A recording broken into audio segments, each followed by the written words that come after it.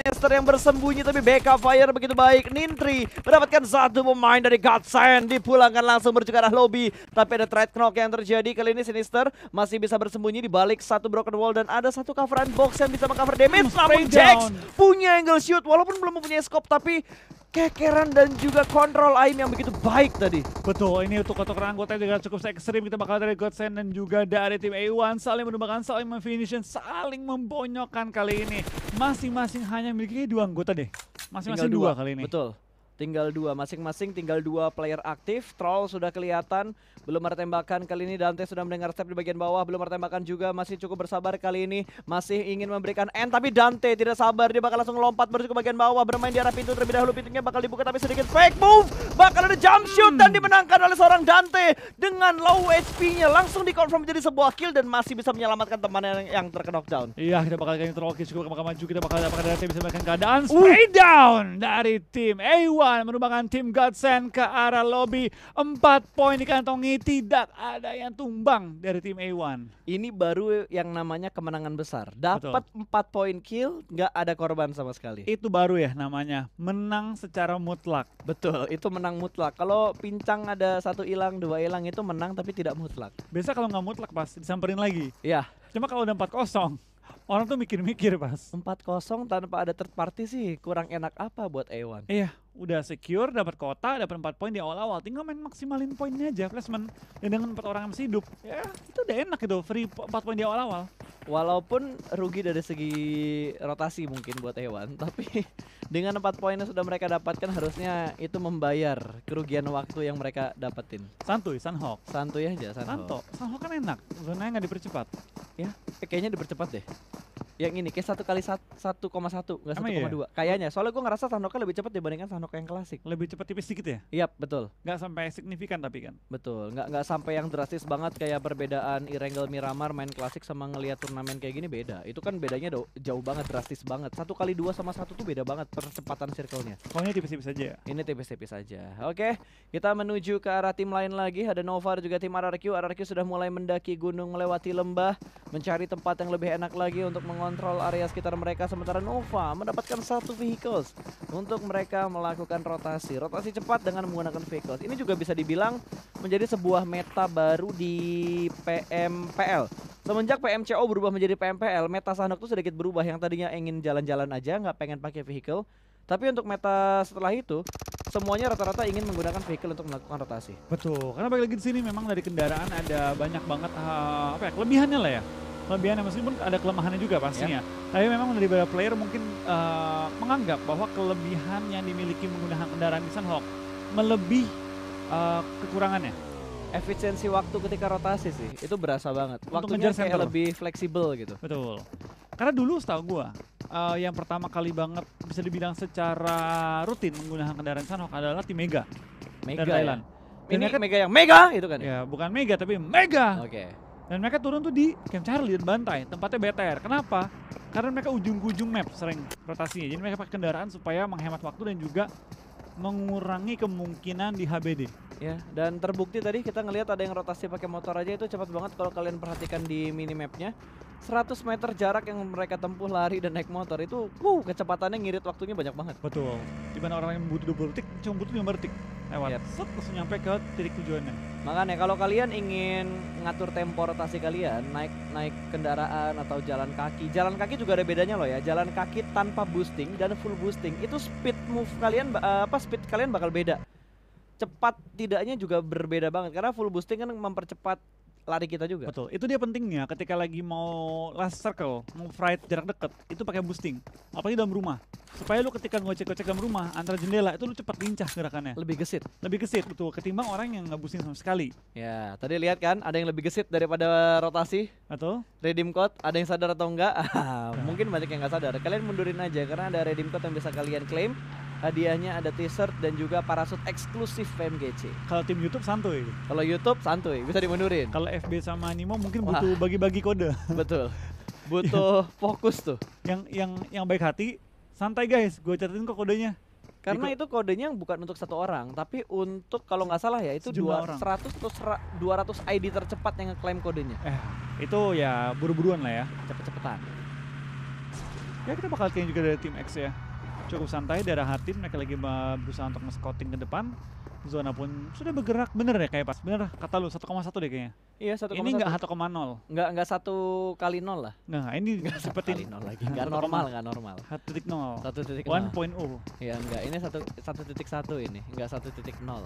Tipis-tipis lah ya. Iya, soalnya lebih cepet kan dari pergerakan blue zone-nya, terus dari looting time mereka, ada perbedaan dibandingkan dengan klasik. Cara ngukur cepet atau enggaknya tuh kita ngelihatnya di klasik guys. Kalau kalian main di klasik rasanya lama, tapi kok nontonin turnamen kayaknya cepet, itu bukan karena kalian enjoy nontonin turnamennya, tapi emang circle-nya dipercepat. Dipercepat supaya fight-nya lebih intens terjadi. Dan percaya nggak percaya, sistem percepatan circle itu juga mengubah strategi dari setiap tim loh. Yang tadinya mereka rotasi lambat jadi dipaksa harus rotasi cepat. Rotasi cepat biasanya langsung lurus ke dalam circle, ini bisa aja dia nge-flank ke kanan dulu, nahan blue zone dulu. Jadi percepatan circle ini berpengaruh ke strategi tim. Betul, karena ada tim yang memang misalnya dulu nih suka banget main lambat, masuk telat gitu kan. Sekarang harus percepat, temponya harus diatur ulang lagi. Tapi kita bakal lihat dari tim RRQ kali ini lagi mengendap-endap pelan-pelan dalam posisi cacing gaming ya, mendekati ke arah tim A1. Akankah mereka coba HBD atau mereka lagi nunggu BB dan A1 tabrakan? Ini 3 tim, 4 tim malah bisa dibilang, termasuk Nova. Nova yang bisa jadi third party kalau angle dia ke high ground itu terbuka. Dan kalau mereka punya scope panjang. Betul. Tapi kayaknya nggak ngaruh deh Flo. Lu mau scope berapapun ya di sini, RDS aja bisa ngekill 200 meter. Ya sih, bener. Asal dan posisi ngepron ya. Ini mata pro player cuy. Mata pro player beda. Beda matanya sama orang biasa. Betul. Orang biasa butuh bantuan scope kali 3, 4 kata pro player. Iron Sight juga gampang kok. Ya itu yang gue heran loh, kayak gue Iron Sight aja masih susah. Tapi kalau buat pro player ya wajar sih, makanya dibilang pro player. Karena jago. Karena jago. Dan tiap hari main. Tiap hari main. Kayak hidup mereka sudah didedikasikan untuk latihan PUBG Mobile terus. Betul. Namanya pro player yang profesional. Golnya apa yang bisa mereka tempuh? Ya gelar tertingginya, champion untuk World Championship-nya atau Juara Global dunia. Championship-nya. Juara dunia kali ini. Ya juara dunia pasti menjadi target dari semua player, semua tim, semua manajemen yang punya tim e-sport untuk divisi game yang punya jenjang juara dunianya. Gak ada yang gak mau juara dunia. Nggak ada lah, Nggak semuanya pengen pasti. Lu tanya tim manapun ya, PMPL, region-region lain, pengen gak juara dunia? Ya pengen lah. Jangankan juara Dev loh, yang simpelnya dikit kita turunin ekspektasinya ya. Masuk di PMGC aja udah sebuah prestasi. Betul, setuju banget gua. Masuk aja ke PMGC, itu udah jadi satu impian dari ya mungkin ratusan ribu pemain PUBG ya. Betul, pastilah, pasti pengen banget. Dan ya kita sebagai penonton, sebagai penikmat, yang bisa kita lakukan hanya memberikan dukungan secara maksimal untuk tim Indonesia yang saat ini ada di PMGC, Arrow of Limax dan juga Bigetron Red Alliance. Betul, 2 perwakilan Indonesia. Tampaknya zona kedua pun sudah muncul, zona ketiga sudah OTW juga. Ini berarti semua tim akan mulai dempet-dempetan kali ini. Tapi mendonat loh. Mendonat, jadi agak lambat lah temponya. Ya temponya bakal lambat banget. Dan kalau nggak salah tadi BTR masuk ke dalam lingkaran yang kedua. Harusnya mereka masih bisa menahan di bibir circle terlebih dahulu, kecuali mereka dapetin satu jalur yang aman untuk mereka rotasi kembali ke bagian tengah atau seperempat dari circle-nya. Dan ternyata Loops bertemu dengan 4AM, satu pemain terknockdown. Belum ada info lanjutan apakah ini dikonfirm menjadi sebuah kill atau hanya sekedar knockdown doang. Dari A1 juga sudah mulai melakukan peperangan dengan tim Blue Beast kali ini. Satu Blue Beast sudah berhasil diamankan, Hasaki dikonfirm menjadi sebuah kill point. 4AM tinggal 3 player mereka, tapi A1 juga Blue Beast bakal ada close combat, sama-sama melempar granat jarak dekat, hanya menerima splash damage saja. XQX masih berusaha melakukan healing, sementara A1 sudah mulai melakukan setup push ke arah kompon yang ditempati oleh satu player dari Blue Beast. Iya, kita bakal lihat dari tim A1 tampaknya bermain dengan sangat agresif, langsung pengen nge-push tim Blue Beast yang dalam keadaan terpuruk. Di lain sisi AR menembakkan AWM juga yang dilontarkan oleh tim-tim lain, tapi kita bakal fokus ke tim A1 dan juga tim Blue Beast. Kita bakal orang XQX lempar bom kiri kanan, asap kiri kanan, coba ngeset dan ngebutain pergerakan tim A1. Ya ini sama-sama ngepres posisinya. 2 player Blue Beast ngepres dari high ground, 2 player A1 ngepres dari arah shake-nya. Dan dari Aito-chan sudah mulai mengeker dengan scope 4-nya menuju ke arah smoke-nya. XQX terjebak di dalam satu shake kecil ini dan dikuasai, dikelilingi oleh player-player dari A1. Namun sepertinya Reggie tertangkap begitu saja, sudah cukup low HP-nya, dipulangkan oleh Nova menuju ke arah lobby. Sinister bakal dipus, mendapatkan satu orang, trading terjadi, dan kali ini close combat dikonfirm menjadi sebuah kill. Sinister yang terkena knockdown masih bisa diselamatkan. 6 kill untuk A1 karena mereka memulangkan satu tim untuk early game mereka awal Iya. tadi. dari tim BB. Aitocha dilempar bom dan what a nice bomb. Tepat depan Aichan tapi diselamatkan dari pohonnya. Betul, satu batang pohon yang menyelamatkan nyawa dari Aitochan. Bersama dengan seluruh tim Blue Beast. Betul sekali, supaya mereka nggak tusun. Mereka belum mendapatkan poin kill sama sekali. Lempar granat lagi ke arah high ground. Tapi dari A1 mereka sudah melakukan split 3-1 setup dari mereka. Dante semakin melakukan split, ingin mengepung ke arah Aitochan. Naik ke atas batu, membuka angle view-nya. Lompat-lompat dikit, masih belum kelihatan. Iya, kita bakal lihat seorang penasaran Dante. ternyata. Percobaan kedua katanya. Nah, wah, itu kepalanya dia. kelihatan.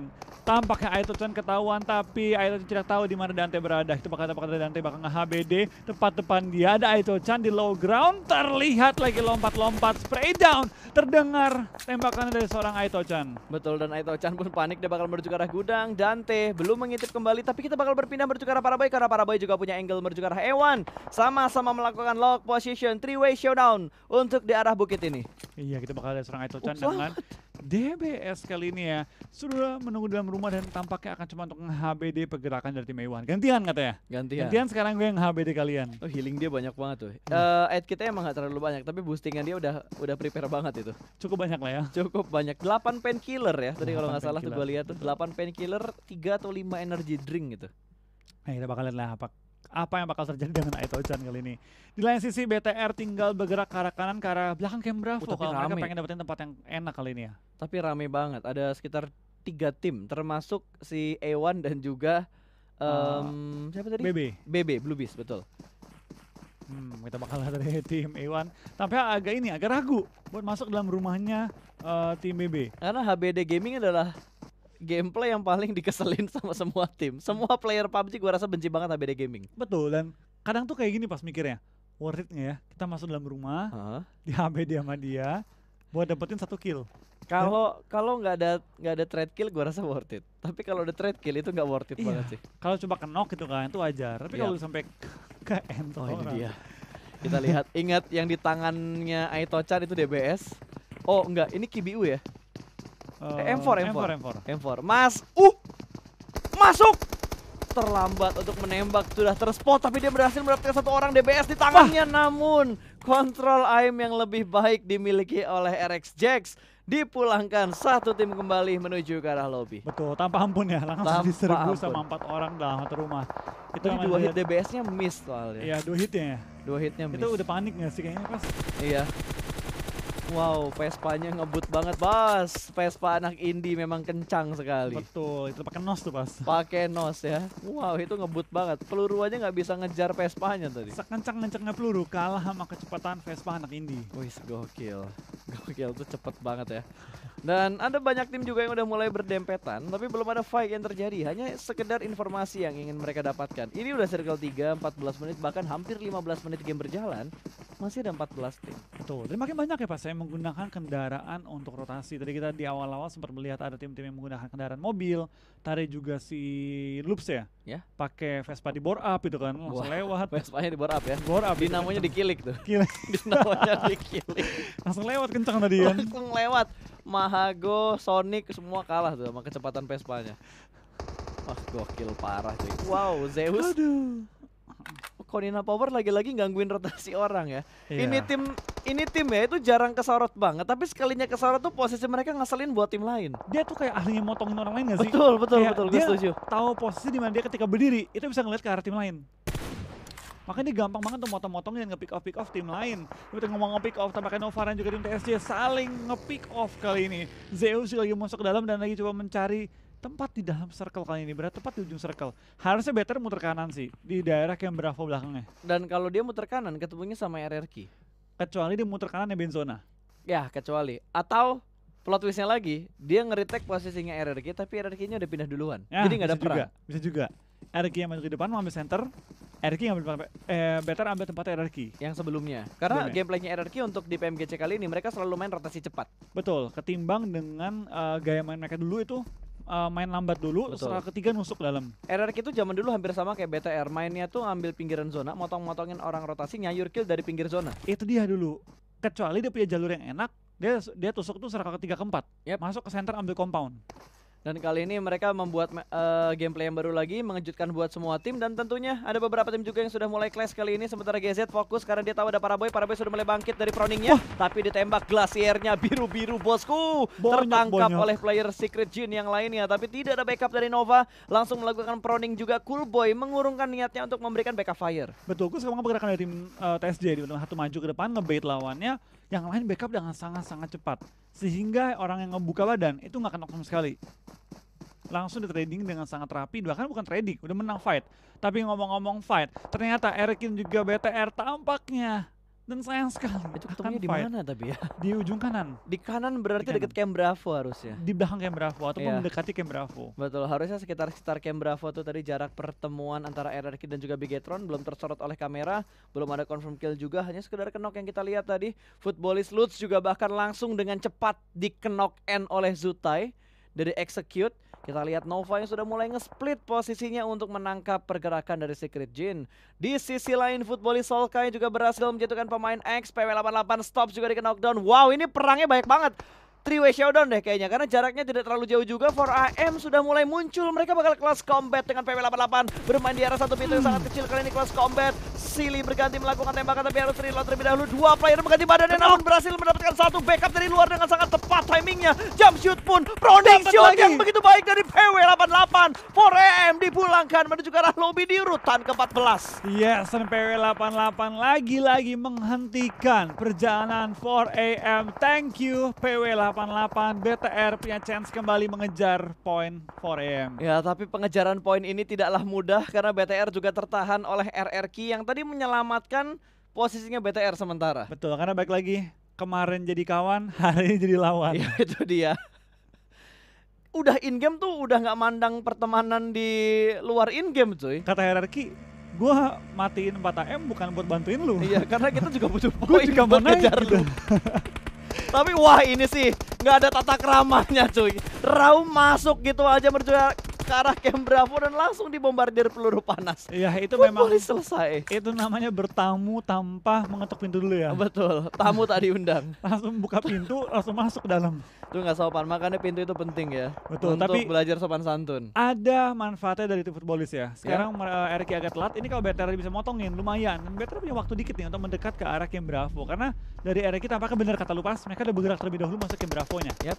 Dan satu titik yang bisa dikejar sama BTR itu gudang kecil apa shack kecil ya? Iya, itu rumah lah, bentuk bangunan kecil di luar Camp Bravo. Camp Bravo, betul. Di pinggir jalan dan itu lumayan high ground. Mantul! Wah, Wah, panik dah. Itu apa tadi? Smoke kah? Bom. Itu bom. Gua nggak ngelihat ada splash ledakan ya tadi. Di belakang tadi.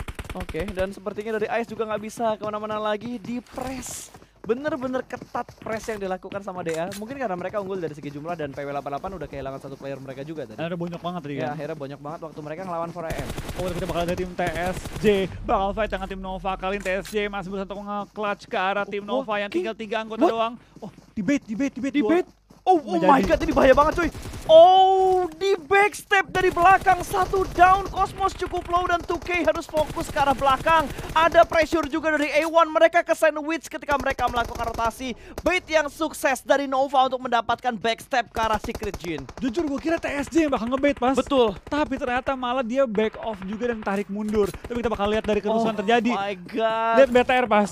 Di tengah-tengah kerusuhan, BTR nyusul. Katanya ada apaan tuh yang lagi terjadi. Ya, tapi BTR butuh fokus ke arah loops. Betul, dia fokus ke arah loops dan dia bakal coba untuk masuk dalam circle sebelum dia nyayur ke arah tim-tim lain. Tapi dari Envy, dari A1, dari tim-tim lain berjatuhan dengan sangat-sangat cepat circle-nya ke arah RRQ kali ini. Betul, menuju ke arah singgasana sang raja. Ternyata Flow Zeus dipulangkan. Nova Jimmy juga sudah tidak terselamatkan lagi. Microboy terkena knockdown. Hati-hati, ada Federal yang sedang proning dan akan mengokang granat. Oh no, oh no, oh no, no, no, no, no. Belum ternyata. Molotov bakal dilempar, ingin mendapatkan sebuah confirm kill. Step semakin terdengar. Kali ini kelihatan Luxi, hati-hati Federal akan melakukan HBD Gaming di arah satu batu. Di balik batu ada siapa? Ada Federal di arah sana. Ya ampun, di HBD begitu aja satu di take down. Backup fire sedikit terlambat, namun fast respon dari dua player yang lainnya. Untung backup fire-nya memang lambat, tapi commit dari dua player lainnya berhasil memulangkan Loops menuju ke arah lobby. Dan kali ini Zuxi tertinggal di arah belakang karena ada Alpha 7 yang merangkak juga dari arah kiri Bigetron. Betul, lebih Microboy melihat pergerakan dari seorang Lau bakal di spray down oleh Microboy. Nice! Dan di-clear oleh Microboy. 7 kill dikantongi oleh BTR, tapi Microboy perlu melakukan healing secepat-cepatnya karena zona sudah bergerak. Ryzen juga perlu melakukan healing. Depan mereka masih open field yang sangat luas. Ya, dan execute last man standing mereka benar-benar bergerak step by step. Si Switch Wahai! baru dibilang. Itu lagi main, Bas. Iya. Itu HP geter. Itu kalau kena granat bunyi headsetnya langsung teng. Itu gue bayangin jadi dia pas ya. Lagi main, panik itu setengah mati, tapi tampaknya BTR juga bakal kenok. Kali ini hanya misalkan seorang Microboy di sisi belakang bertahan dengan healingannya. Dan doakan bersama Microboy memiliki jumlah healingnya banyak ya. Ya tapi menurutku dengan posisi BTR sekarang ini nice try banget mereka lakukan. Karena posisi mereka buat masuk ke dalam zona agak sedikit menyulitkan. Mereka hanya bisa memanfaatkan sedikit celah Microboy. Jangan sampai terpick off, lu tinggal sendirian ya. Santai, tahan dulu, kalian dapat zona dan kalian bisa nyayur ke arah RRQ. Microboy harus tenang, harus melakukan healing, setup smoke untuk menyelamatkan Ryzen. Cuma punya bandage doang, tapi harusnya Ryzen nggak bakal sih, Bas. Resiko. Mending Microboy tahan aja dan berharap tim-tim lain yang mengganggu. Ewan dulu sih mati. Ups, nggak baru Ryzen. Confirm kill. Confirm kill. Tampaknya BTR bakal naik peringkat dikit ya. Oh, nggak belum. Confirm kill lagi. Kita harus nungguin dia dulu nih pulang nih. Dia nungguin dia pulang.